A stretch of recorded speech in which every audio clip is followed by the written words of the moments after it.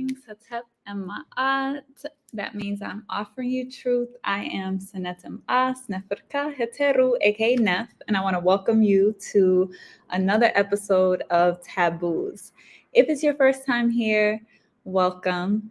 This is a series where we go into all of the things that are in the shadows and we talk about all of the things that really we usually don't make space to talk about. We usually don't want to talk about because of how taboo they are. And shout out to my brother Omawale, who I know is here with us live, who helped me come up with the acronym for Taboos. So it stands for taking accountability by owning our shit. Okay. So what we're doing is we're having these necessary conversation about taboos because on a deep spiritual level, we have to recognize that the things that go unsaid and the things that we suppress and the things that we put in the closet and that we put under the bed, those are the most vulnerable spaces that we have and that other energies have access to. So today's episode is about the seed or the seat of our power.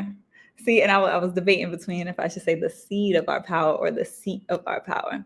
But we did go with the seat of our power because today's episode, we're going to be talking about the concept of libido. We're not going to really use that word, but it's the word that most of us most commonly use because it has its own definition and connotation. It's not necessarily the essence of what we're going to unpack today around our sexual energy. But we've been going through the past few episodes talking about our sexual energy and a lot of the different taboos around sexuality and sex itself being a taboo and why it's so important for us to embrace these conversations about sex and our sexuality and why our sexual energy is being attacked in all areas and directions. And most of us are not conscious of it. Right.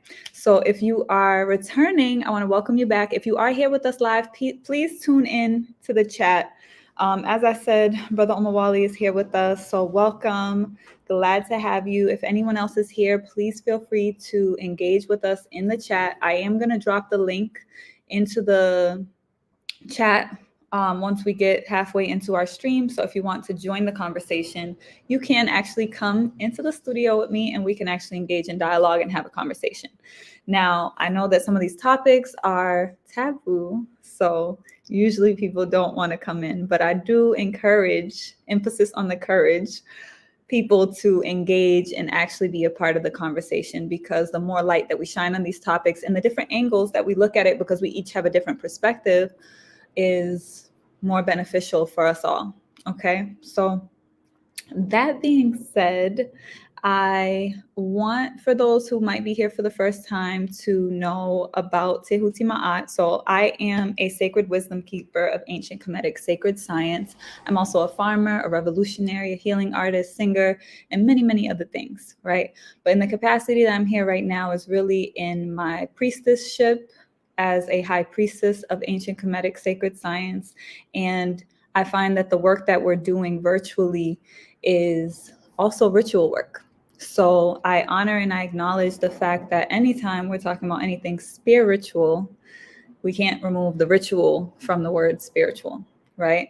So it is very important for me to open the way with some sound healing. And today's episode, I'm actually going to pull up a couple of slides just to reference some things as I'm speaking on them when we're talking about our sexual energy, our sex drive, and our sexual desire, and really examining how holistically this is the seat of our power and how do we actually tune this energy and tap into it so that we can actually be in our power instead of having our power drained and being manipulated out of using our power and having our energy stifled with laziness, depression, and the whole span of all the different ways that our sexual energy can be squandered. So right now I'm going to actually bring in the sound bowl again today. So last strong I wasn't here because we were in ritual for sexual alchemy, which is a retreat that I'm going to be doing here in Cabo Verde every February for Carnival.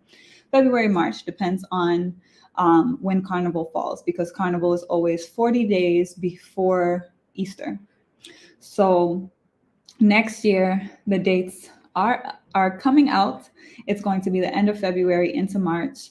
And I encourage anyone who's interested in sexual alchemy. Let me actually put that on the screen, because today I'm actually giving some introduction into sexual alchemy. And every time we're talking about the sexual energy, I'm really speaking on sexual alchemy. So if you want some more information about that, you can go to sexualalchemy.com. You can put in your deposit and you can schedule your consultation, because part of the package is I get a one-on-one consultation with you, because sexual alchemy is a very intimate experience, an intimate retreat. It gives us a chance to make sure it's the right fit for you and unpack and begin the process and preparation for the next retreat that we have. So that being said, I am the mother of Tehuti Ma'at. Tehuti Ma'at is a revolutionary instrument focused on really empowering and uplifting people of African descent through institution building in the areas of healing, art, and education. So we do many different programs, community service. If you want to know more information about Tehuti Ma'at as an instrument, as a grassroots cooperative, you can visit our website, which is tehutimaat.org. I'll also put that on the screen for you. So that way, if you're interested, you can do that. So I'm just going to bring the camera down a little bit, because today I'm going to tune us a bit. Okay. So the tone of the sound bowl that you're going to receive is really tuning our root energy. And I'm going to talk about this a bit more in the presentation, because one of the things that we have to know when we're talking about healing our sexual energy or tuning our sexual energy is the fact that it's a circulatory system. And our energy centers really encompass our entire energy body, even beyond our physical body.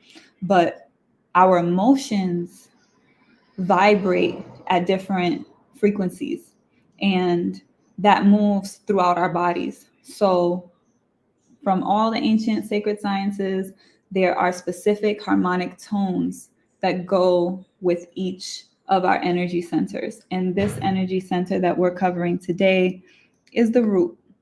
I just want to make sure that this is on original sound so that it doesn't cut out so much of the frequency.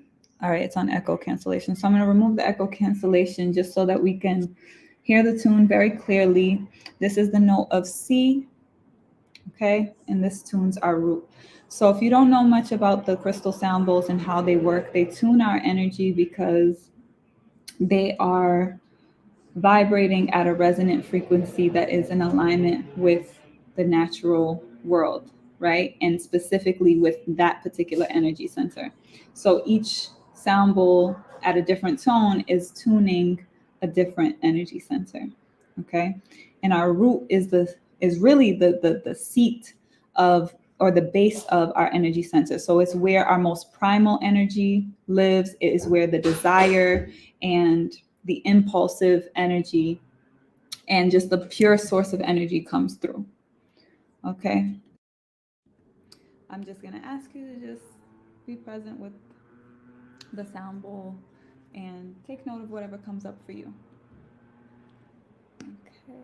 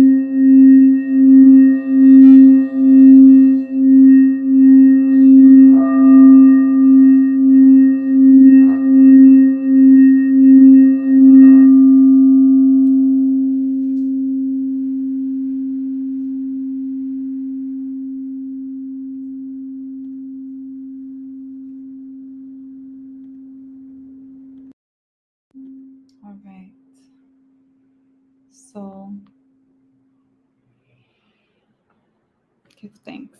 That's just to clear the energy and open the way for our exchange today. And I'm just going to go ahead and add the slides to the screen that I want to just touch on today. It's not many slides, but usually I'm just speaking, and I wanted to make sure that some of the things that I'm referencing today, that there was a visual to go along with it. So we're talking about the seat of our power, as I said. And when it comes to our sexual energy, where we left off, if you haven't watched the previous episodes, please watch the previous episodes that we've done, because we've been building on different sacred principles based on Kemetic science, right? We talked about Ma'at and the importance of engaging in these conversations from a place of Ma'at, which is not judgmental in the sense of looking outside and judging anything that we see, but really turning that lens inward and recognizing that everything that we see outside of us externally is mirrored within us, right? And we've been building on different principles, and I'm going to add a couple more sacred science into elements into today's lesson. So that's why I want to make sure that people are building up. So if you haven't watched the previous episodes, go and do that. All right. So doesn't mean you can't stay tuned for today's episode, but just want to make sure that you go back into that, because I'm not going to repeat and extensively expand on things that we've already covered. So the essence of the message is really for us to recognize and remember what we've lost, which is that life is sex and sex is life. Because sex has become taboo and we've pushed it into the shadows, and it's become something that we don't really talk about openly and publicly, in the sense of it being something that we're knowledgeable about. Because obviously we have the profanity of sex, right? We have the music that's constantly sexualized. We have the over-sexualization in damn near everything, right? So it's not that sex is hidden, but it's something that is still seen as shameful, or as something that's not necessarily seen in a virtuous light. Because we've been placed in a Eurocentric framing of the entire world, we look at things in a linear context, and we're taught to dichotomize things and split them and look at things objectively and separate each thing from one another. And that's not the essence of our African worldview. So I really want to anchor and center us in, again, Ma'at, looking at both and. We have to examine the fact that sexual energy is something that we're ignorant about. And it's reduced to the very carnal, physical, animalistic aspect of sex. But what we have to look at is the energetics of sex, and the fact that everything in the known universe and possibly the multiverse is complementary. It has two polarities. We have receptive energy and we have active energy, which we commonly say is one is feminine and one is masculine. The active is masculine and the receptive is feminine, right? And we all have all of these energies in us, but not only do we all have masculine and feminine energy, everything has a positive or a negative charge, right? And not thinking about that in the sense of judgment. Again, we're not looking at one as good and one as bad. We're just saying it just is what it is, right? We have up, down, left, right, male, female, all those polarities that make up the whole are an act of sex when they are in union and when they are balanced, right? So it necessitates equilibrium in order for there to be a sexual act, which creates, right? It's the creative force, it's the creative energy. And that's the essence of what we think of today as libido, right? But when we define libido, it's mainly in the context of sex. We say it's our sex drive or it's our sexual desire. And while that is true, we have to go deeper in order to really see the power and the essence of what that actually means, because it's the energy itself, right? It's the creative life force itself, right? We have no life if there is no sex. And there would be no purpose for this existence if there were not these so-called dualities, which I like to think of as complementarities, right? It gives purpose for our existence. Because yes, everything is one, but in that singular context of just one whole thing, if there wasn't this distinction and this dynamic aspect of interplay and the sexual intercourse that's constantly happening with polarities, it would be boring, right? Like what would we really be doing? What would we really be experiencing? So it gives purpose, it gives meaning, right? And it doesn't always have to be against each other. We're shifting our awareness and our attention to think of that energy as being whole and together, and holding both the fact that it is one and that it's unique in its own right, each part. So I wanted to use a quote from Tehuti that many people may be familiar with. It's a quote that we usually reduce to as above, so below, right? It's the African proverb that's probably one of the most popular ones. And the full quote is, that which is above is like that to that which is below. And that which is below is like to that which is above, to accomplish the miracles of the one thing. Okay. And it also continues on to say that which is within is without, right? Because it's essentially expressing the mirroring that happens with masculine and feminine energy. And ancestrally, we know that we look to the cosmos, we look to space, we look to the heavens and the stars for meaning and guidance, and we reflected that onto the earth. We knew that we were star stuff, right? We knew that everything was one, and that we could bring down what was cosmic and bring it down to the earth. That's literally what happened with the Great Pyramids, right? What we called in the ancient world Merkuti, right? So this is very important to think about, because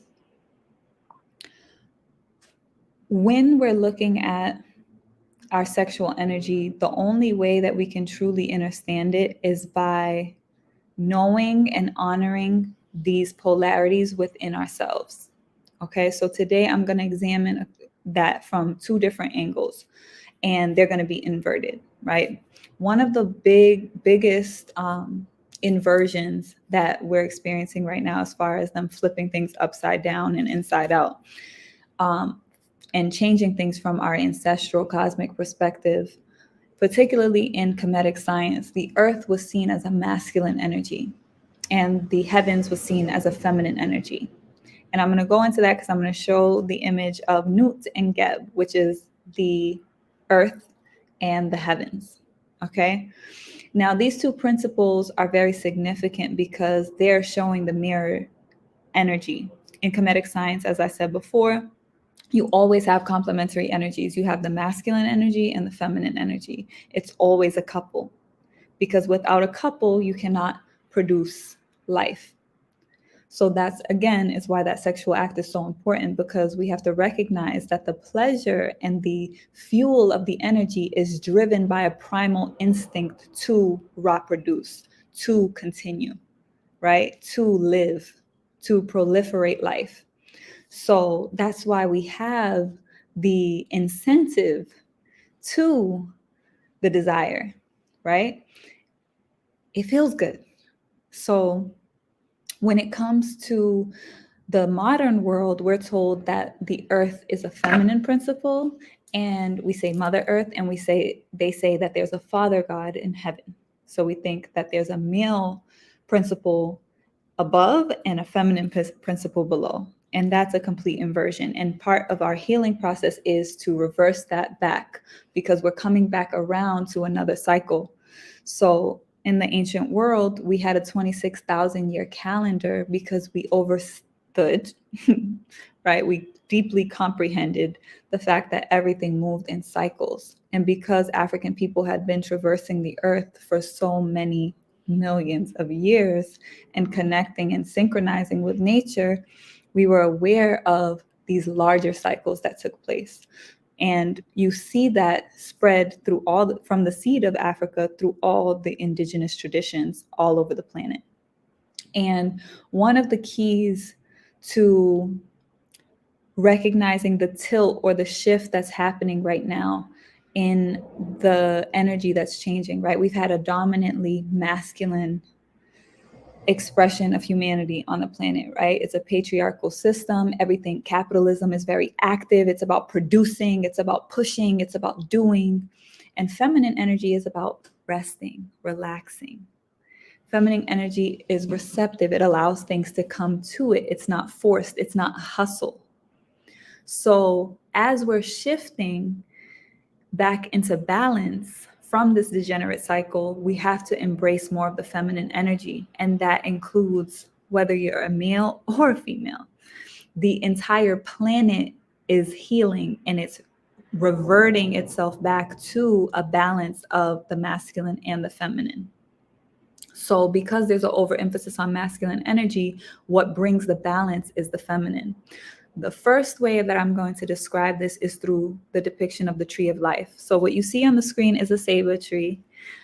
We call that tree poilon here in Cabo Verde. We actually have a poilon here on this island in Santiago at a place called Boa Entrada, which is in the Somada. It was our maroon town, actually, where the enslaved Africans had escaped and created a township, right? And that tree is very sacred and very powerful. It's over 500 years old. And that tree, the one that we have here, is actually male and female. You can actually see it within the tree itself. It's so big. This is not the image of it. Had I thought about it, I would have actually showed the image of it.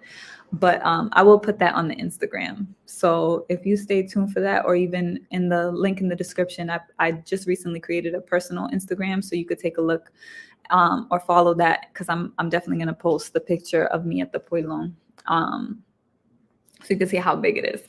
So I chose the poilon, or the ceiba tree, because it's one of the trees that exists all over the planet that is known as the tree of life.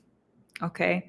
And you can see that its roots, you can actually see its roots on the surface. So I chose an image where we could see the branches and the roots of the tree. But remember that the roots of the tree are going into the soil, and there's just as much roots as there are branches above. The reason why I'm choosing the tree is for us to recognize those two polarities of receptive energy and active energy, of masculine energy and feminine energy, right?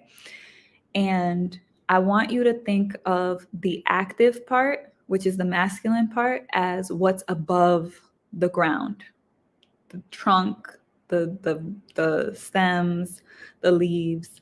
And I want you to think about the feminine, the receptive aspect, as what is below the ground. So all the roots that are underneath and the bulbs. So when we're talking about our sexual energy, it's important to recognize that there's an aspect of our energy that is subconscious, and there's an aspect of our energy that is conscious. And the conscious part is what the light is shining on, right? It's what is in the sun, right? And the sun is a masculine energy.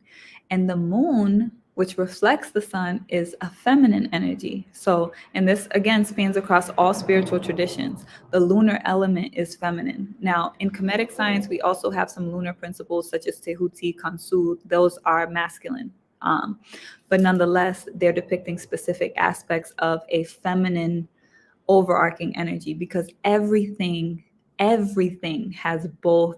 And I'm a woman, I have a womb, but I still have masculine energy, right? It's the part of me that is active. So it's important to recognize that, because it's not about gender or sex. It's about the energy dynamic and how the energies come together. One has to go in and one has to receive that in order for that to happen. So that's literally what happens in the act of sex, right? So within this context, think of what's in the moonlight or what's in the dark as what's underneath the soil. So I want you to think about the feminine element being what is subconscious, what is under the soil, what we don't see. It exists within the chaos of the totality of everything, and that we can't even see, right? So there isn't necessarily control within that. And I think that that's something that most of us are uncomfortable with. We're used to existing in a masculine world where we assert our will. And when it comes to the feminine and the subconscious realm, we can only surrender and trust. And that's something that we tend to be very uncomfortable with. So that's the first key to gaining our power. We feel that our power is in control, and that's because we're taking a Eurocentric, particularly a so-called white, right, Anglo-Saxon, I don't know, whatever you want to call it, right? I see it as the Greco-Roman, Greek and Roman paradigm that is still dominating the planet culturally. Within that context of that cultural orientation, we see control and domination as power. And that's the first thing that we have to heal, to recognize how to heal our sexual energy, because it's also important to recognize that the white male is the most sexually deviant expression of humanity. So, and I don't really think that's up for debate. So it's important to recognize that, because a lot of our ideas are coming from that realm, because that is the dominant culture, or what I should say, the parasitic culture that is imposed on us. So let me go ahead and move us into the next slide.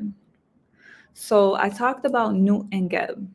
So here I want you to think about the feminine being the cosmos, right? The heavens, the space, the darkness of the womb, right? When we're in our mother's womb, when we close our eyes at night and we go into the darkness, it's the same thing as going into that soil. It's the subconscious. It's what we can't see. Okay?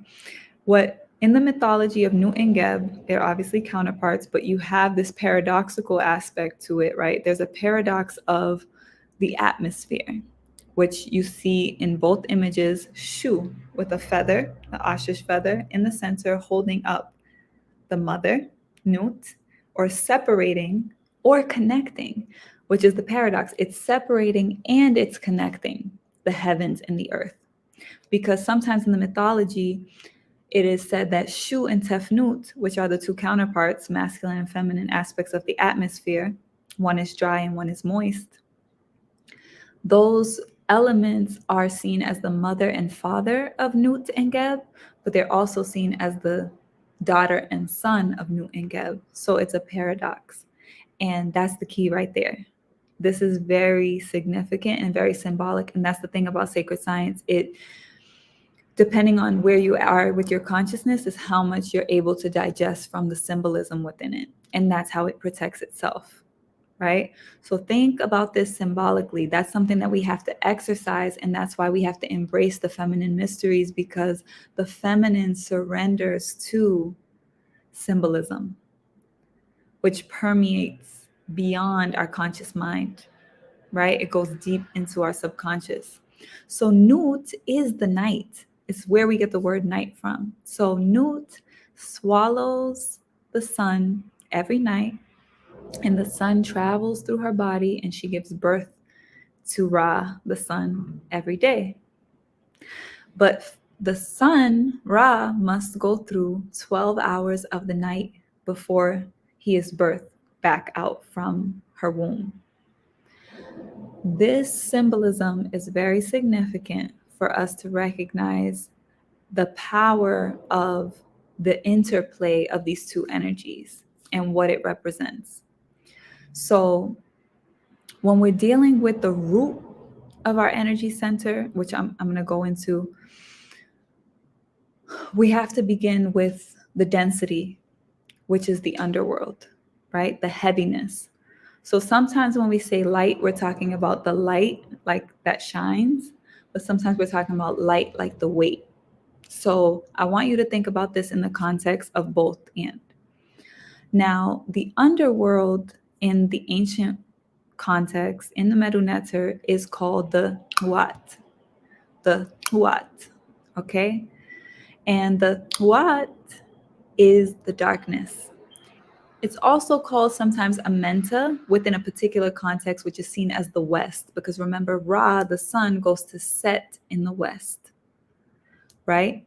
So we seen that period of darkness as the Duat. So we seen Ra, the boat of Ra, travel through the 12 hours of the Duat, through the 12 doorways of the Duat, in order to come back into the light. There's a sacred text known as the Pertemru, the book of coming forth from night to day. Okay, it's all about becoming. We have to move through the darkness in order to come into the light. So I've been talking about some different elements of healing in the previous episodes, and this is very important for us to know now at this stage, because in order for us to heal and to shine the light, in order to heal our sexual energy, and I'm speaking collectively because all of us are connected and there's only one womb. So we have to recognize that there's a collective consciousness. There's a collective connective web that we're all a part of. And one of the ways that this is embodied is through the womb of the woman, because the woman is connected to all wombs. It's one cosmic womb. She's connecting to the essence of the cosmos. And that's why the essence of the womb is to feel. And it is receptive, so it pulls in all the energy and all of the emotions that are in the collective field. So when a woman is experiencing pain in her menstrual cycle, she's processing a lot of pain. We're in a degenerate cycle, like I mentioned before. So because it's a cycle where there's so much chaos and inversion and decay, and so many systems have been dissolving, like natural systems, right? Like we see the dissolving of like the nuclear family with the opening of homosexuality, and the whole idea and what they call the queer theory of basically moving us out of these fixed positions, which is a natural progression of energy. We have to travel through the underworld, undo to redo. It gives purpose. So it's part of the cycle, right? And within that, we still have to hold both. We have to hold the fact that it's necessary, but we have to move in the direction of purification, right? And when I say purification, I don't mean a Puritan perspective of anything. I just mean clearing, cleaning, and healing, restoring, going back to the original, right? And this being a cyclical spiral process. So what's happening right now is necessary when we look at all of the sexually degenerate behaviors and a lot of the things that we have been lifting, especially connecting it back to the enslavement of our ancestors and how we are recycling the trauma that is still in our genetic memory. And some of us are experiencing those personally through incest, through molestation, through all kinds of different sexual trauma that we're still perpetuating because that wound or those wounds have not been healed. That is us moving through the underworld. Now there's 12 hours of the night, so it depends on where we are. But as we move through the Duat, we open up ourselves the opportunity to birth the light from within the darkness, which is the only way to do so, because everything exists in the cosmos. Everything is wombed in the darkness. We have the illusion of light because of Ra, the sun, and we have order because of our solar system is an ordered system. So it gives purpose and direction to the energies. Okay? That's why we have different spheres of energy that we call planets. And there's a whole interconnected system, and a lot of this energy and this knowledge exists beneath the conscious mind. Most of us are not being taught these things. So it still exists within that underworld. We have to learn. We have to be able to surrender and go into that space and trust whatever we find in our subconscious that needs to come up for healing. And that depends on our unique soul's journey. What did you choose to come here and experience? That's exactly what you're experiencing, whether you're conscious of that power or not. So in order for us to claim our power, our sexual energy really has to be tuned.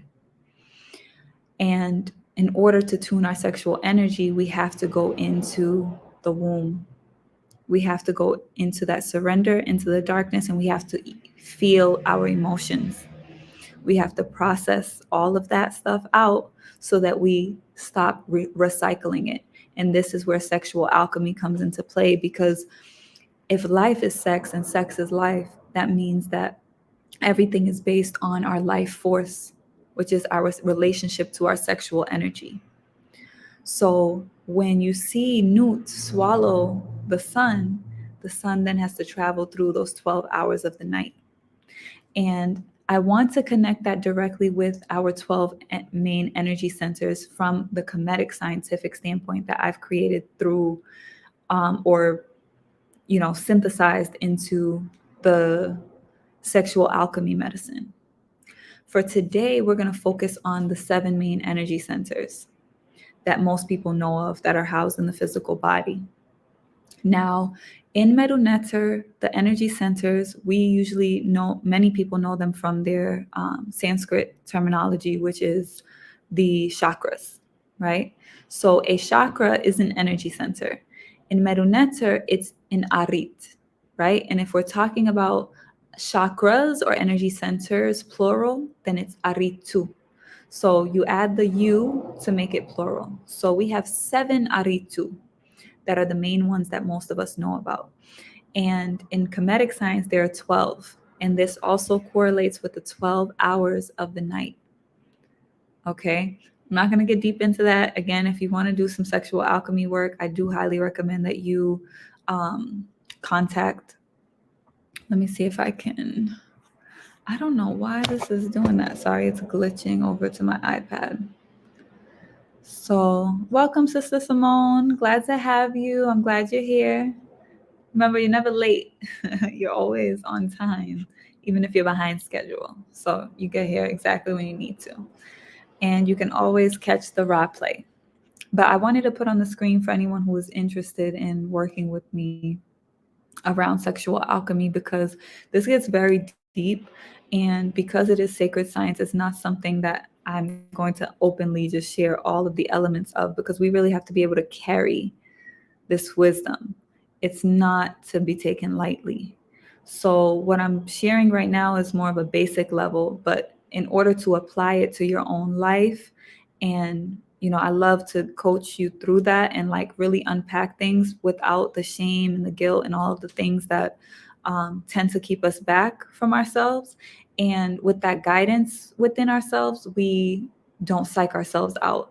And because when we have attachments onto us, whether those are thought forms or other entities, sexually transmitted demons, those things will try to prevent you from healing because they want to maintain their attachment onto you. So it's really important to, if you feel called, right, because you know what you need, you have to really move through that hurdle, because the things that have attachments onto us do not want us to heal.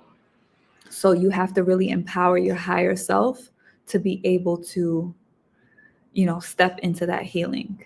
And that's why I'm doing this work with Taboos, so that we can illuminate and shine more of a light, because it does a bit of an exorcism and it pushes that energy away, because we have to remove the stigma of shame and guilt off of sexual desire and sexual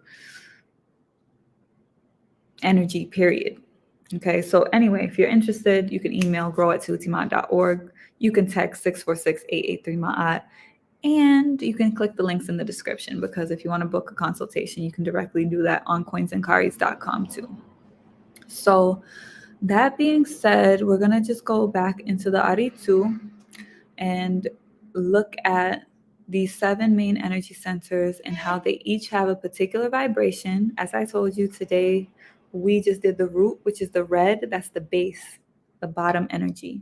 the primal energy. So this is what we usually think of when we're talking about our libido and we're talking about our sexual energy. We want that sex drive, right? We want to actually be able to have the stimulation, right? Some of us aren't even thinking about the fertility anymore because most people don't even want to have kids. And that in itself is also a deviation from the intention of sex to proliferate life, even though we don't only create life with our sexual energy. Our sexual energy is our creative energy. So it creates every single thing that we create. It births our ideas. It births our inspiration. It gives us motivation. It gives us inspiration. So it's not strictly carnal and sexual in the sense of desire and drive to actually have sex.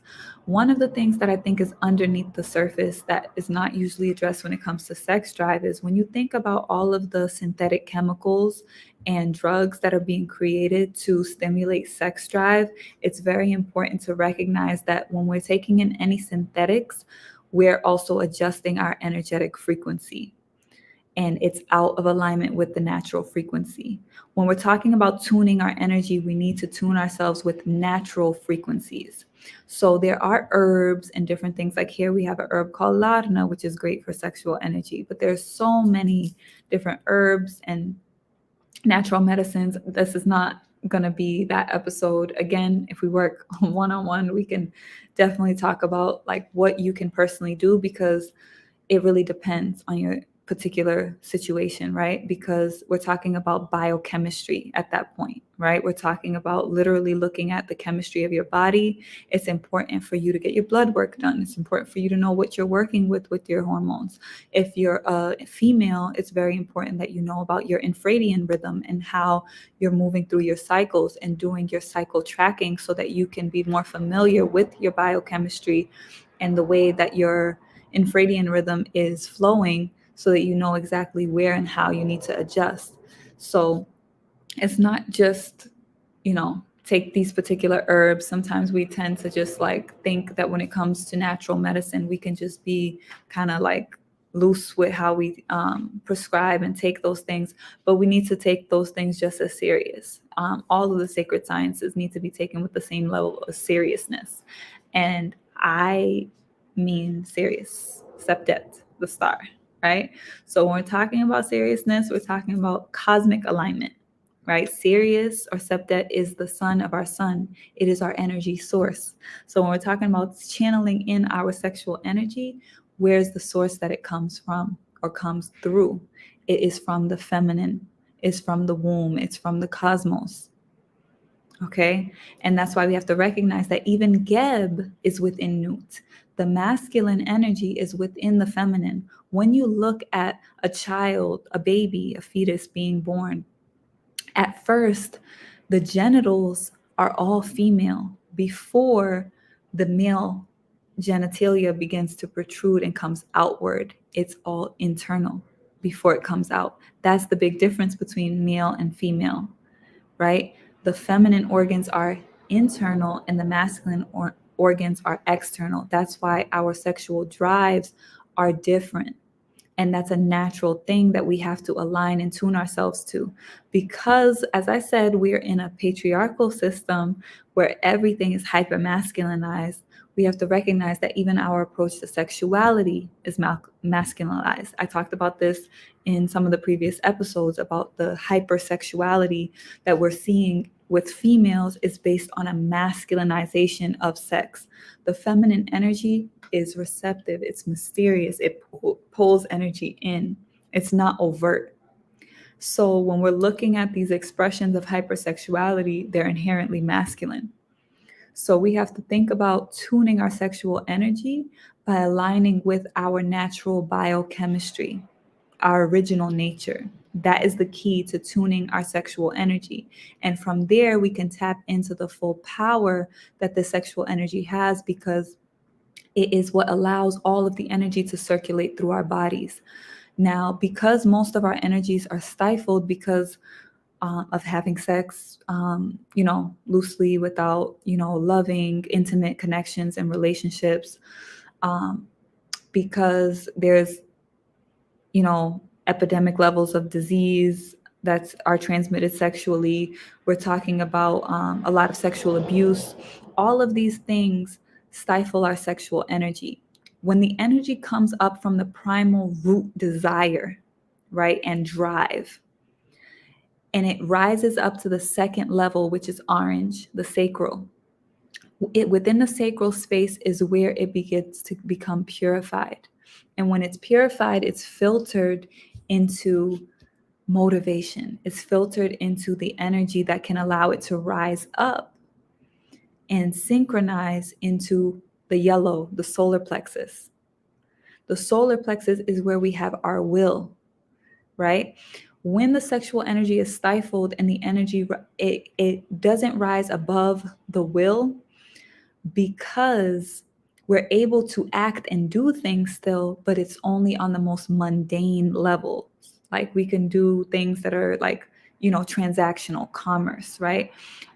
Ego driven, because the lower energy centers have a more dense frequency.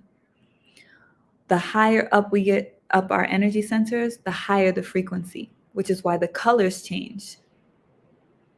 The way that we perceive light is based on the vibration, and that determines the color that we see. And each of those colors and those frequencies is an emotional aspect or emotional dimension of our body. And within Kemetic science, the word for the emotional body is the Ka. Okay?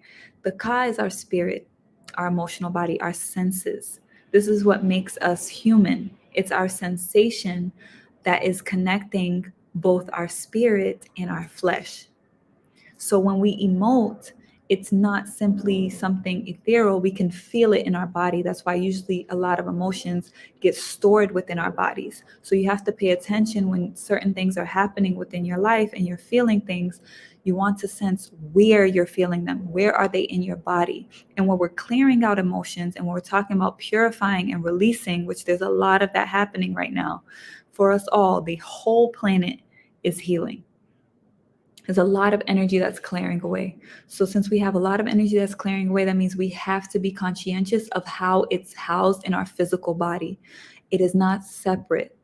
We have to remember, again, coming back to what I was saying in the beginning, the Eurocentric framing of how we look at the world has to shift back into an African consciousness, a cosmic consciousness, holding both and. We have to recognize that the body is part of the spirit. It's not a separate thing. We cannot escape into spirituality. We have to embody our spirit.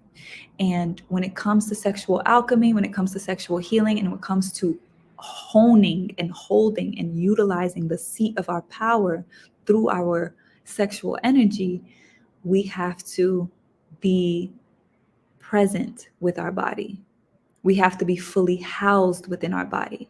When it comes to sexual deviancy and it comes to sexual exploitation and sexual trauma, all of those things we've been talking about, as I've been telling y'all, it allows other energy to possess you because it fragments your soul.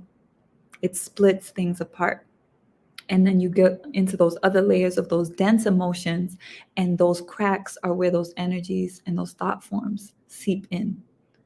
So you want to be fully making space to house your own self in your body, because those emotional voids that happen from the pain of trauma and those types of experiences is we fill those spaces with things that are usually toxic.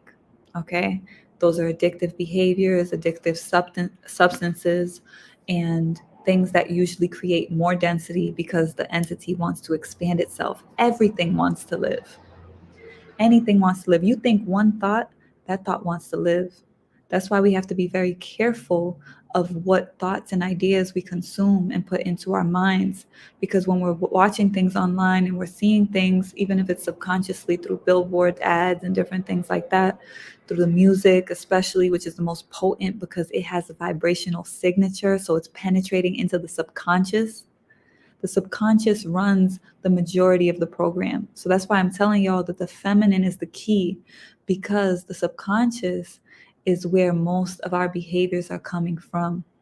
We can be conscious that we want to change something in our lives, but if we don't reprogram our subconscious programming, which most of which was already programmed the first 7 years of our lives.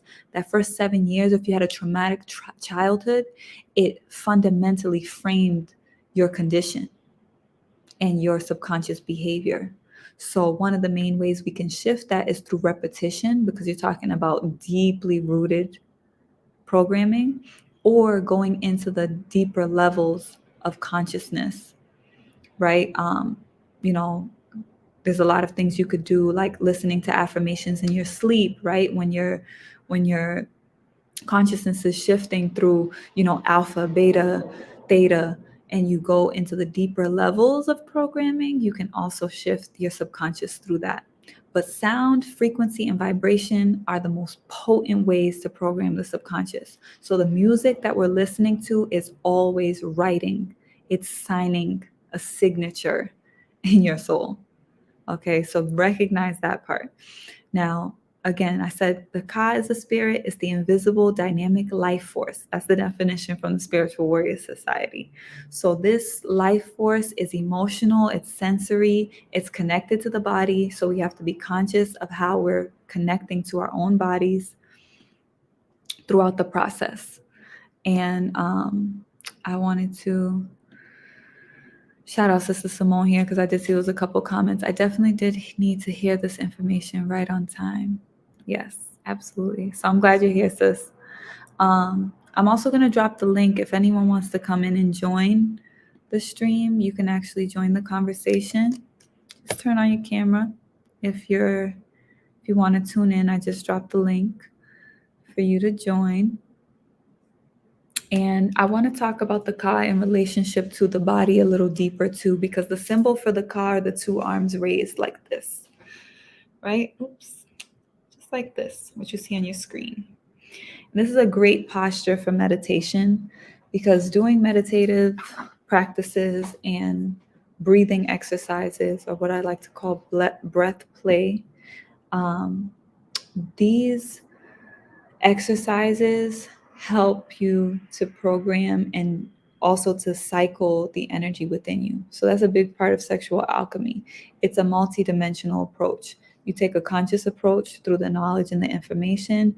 You have to take a physiological approach through the body, through adjusting the way that you're eating and nourishing your body and your biochemistry, but also through movement. You have to connect with the breath, which is essential, because remember, our life force is really our spirit is connected to the breath of life. That's what has us alive. That's how the energy actually circulates. So we can use that consciousness to circulate the energy through our body, so it doesn't stay down in that root space and stuck in the mundane aspects. Because usually when you get it stuck beneath the waistline, and it doesn't come up to the heart so that you can exercise integrity and your morality and come into ma'at, then that's where depression can exist. That's where sexual addiction can exist. We have to lighten the energy, which means we have to move up to the more feminine aspects. So the heart space is the central piece that connects all of the energy centers, both masculine and feminine. Our lower energy centers are masculine, which is why they're more dense. That's why the masculine energy is more in tune with the physical material world and very grounded. And the feminine centers are the three centers above. So they're lighter and they're more high frequency. And again, neither is better or worse, right? We need both. And it's very important to just always recognize as a couple, and they're equal. Now, one is head of the household and the other one's beneath, the one's better than the other. That's not our shit. So that needs to go out the window. We have to both be in our power, right? And within ourselves, that means our masculine and feminine energy within us has to be synchronized and united, married, okay? So when you do this posture and the arms are extending out from the heart, it's a 90-degree angle, right, at the elbows, and it directs the heart center to connect with the head. This is essentially Tehuti, the mind, connecting with Ma'at, the heart. All right. And when you breathe in this posture, it helps that the breath reaches the heart in the upper regions, fuller, deeper breaths, right? Just because of the way that your body is literally opening up your chest. So this is very significant for just having a practice that you can do that's very simple, that connects and synchronizes your masculine and your feminine, right? Because we always say, oh, the male is logical and the female is emotional. There's something to that. But the reality is that both men and women have logical and emotional aspects. And unfortunately, most men have suppressed their emotional aspects. And in many cases, because as I said, it's an over masculinized expression, we also have feminine energy that is hyper masculine as well. So those are the things that we're adjusting, and both sides of the spectrum have to adjust accordingly, but both have to welcome and exercise the energy of the womb, right? So I want to give space if anyone has any questions, and if anyone wants to tune into the episode and actually come into the chat. So if you are here with us live, let me know if you have any questions and we can go specifically into that. If not, and no one comes in, then I'm going to give you guys just some direction as far as where we're going with some next Tuesday's episode. We're going to get into the nitty gritty. Today we did a lot more of like the sexual science so that we could really grasp the essence of sexual energy and the power of sexual energy. And next Tuesday's episode, the freaks come out at night. We're going to really start talking about what types of sexual desires are we suppressing and judging in others, and that we're not even consciously aware of that we have within ourselves. What are the curiosities we're not exploring? How is that showing up in the collective consciousness? How is that being reflected through so-called celebrity culture, which is significant because the people that we exalt and that we project our energy onto when we're giving them all our energy and attention, right? Those are the people we're giving our power to, and that means they're reflecting something that's deep within the collective consciousness. So when we're seeing all of the sexual exploitation that's being exposed right now, and when we're seeing a lot of the transsexuality and all the different things that are happening in the collective space, it's reflected within each of us. So we're going to go deep into that, and we're going to talk about the actual essence of sexual desire and why we keep some of these things hidden, why we're ashamed of them, and we're really going to shine a light on what actually is going on within the world of sexual intercourse and everything else in between. So it's going to get real dirty. we're going to go into the mosh pit in the next episode. So I am looking forward to that, but I do think that the framework and the foundation that we laid today is very important for that conversation, because as we continue to move in, I want to make sure that we're moving into these conversations with Ma'at, because if we're not allowing ourselves to do that, then we can't fully experience the healing and be honest with ourselves about what's actually being shined within us. And the conversation next Tuesday is really going to illuminate a lot of hidden things that we are not being open and honest about in our day-to-day lives. And yeah, we've talked about some of those things in previous episodes. Like we've touched a little bit on pornography, we've touched a little bit. We haven't done anything really about homosexuality and other aspects of sexuality that are seen as, deviant in some way from this virtuous perspective of sexuality.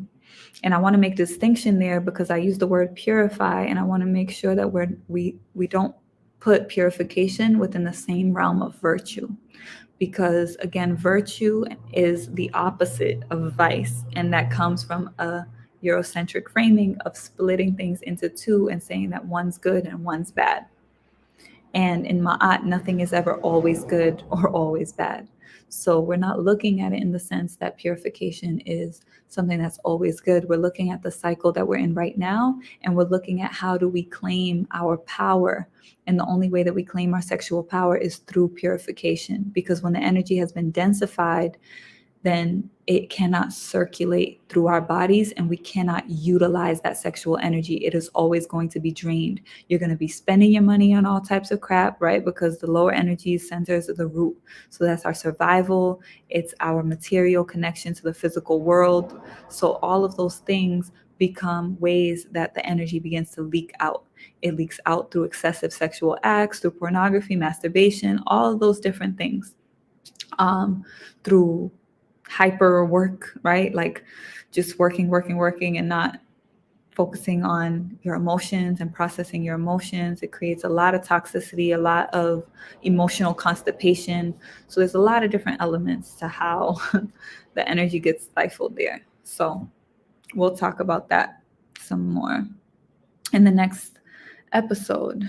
So yes, Sister Simone, see if you can make the adjustments. I wonder, maybe probably in the spring we could also change the date and the time of the episodes, because I've been getting that from a lot of people. A lot of people are not actually able to tune in live. So maybe I'll put out a poll or something on Instagram to see when people would actually be able to tune in live, because I think that that would be the benefit. I actually want to do some panels and have other people come on and we have more of a dialogue, because I think that's very important, is just to have multiple angles of expression when it comes to these topics. So yeah, so I guess we're going to leave it at that today. I do want to invite you all to support the stream. You can send a donation to support the work that we're doing via Cash App. You can Cash App $Tehuti Ma'at World. I want to shout out to, I believe it was Pataheru, who sent a contribution. So thank you for your contribution. And anyone else who wants to support the stream, that is the best way that you can do that. Again, if you're interested in getting more information about our work, Sexual Alchemy, if you have any questions or anything at all, you can message via email at grow@tehutima'at.org, and you can also text 646-883-MA'AT. Okay, so I thank you all for tuning in. And if you're catching the raw play, shout outs to you for coming in after the fact. Feel free to let us know what times would be good if you do want to tune in live, because we may be able to adjust the times for the spring. All right, so I hope that everyone has a beautiful rest of the night, and wherever you go, travel light. Power.